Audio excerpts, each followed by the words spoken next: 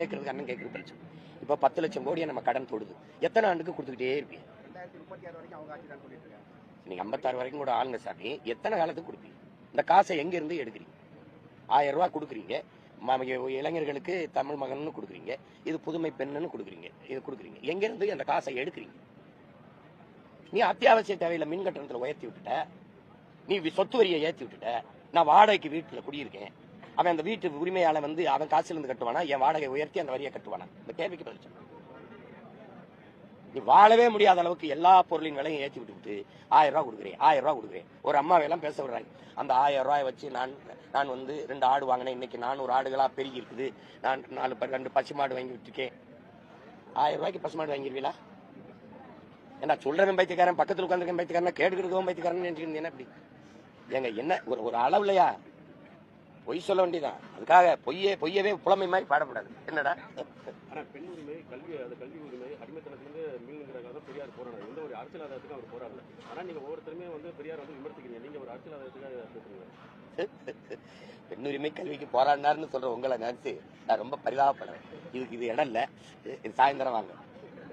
என்ன போராடினாரு அதுதான் கூட்டம் வச்சிருக்கோம். மக்கள் அரசு .comனு ஒரு இது இருக்கு. அதுல போய் தட்டி படிங்க. எப்படி ஆட்சி செய்வேன்னு கொடுத்துருக்கேன். ஒருங்க நான் போட்டு காட்டு எப்படி ஆட்சி செய்வேன்.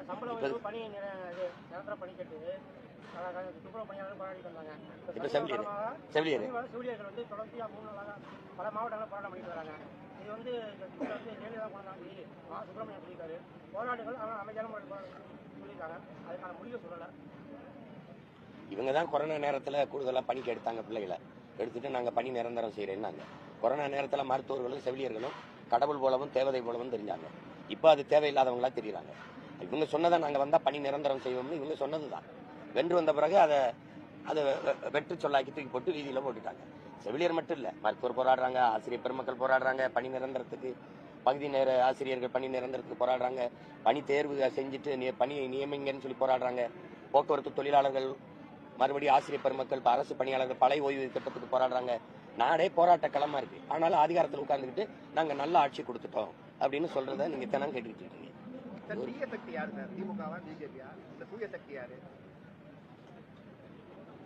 ஒவ்வொரு தேர்தல் வரும்போது எல்லாமே தூய சக்தி ஆயிரும். சலவைக்கு போட்டு வாங்கிட்டீங்கன்னா வெளுக்கு போட்டு வாங்கினீங்கன்னா தூய சக்தி தீய சக்தி. அதுல உங்களுக்கு தெரியாதா அதுல யாரு தீமை?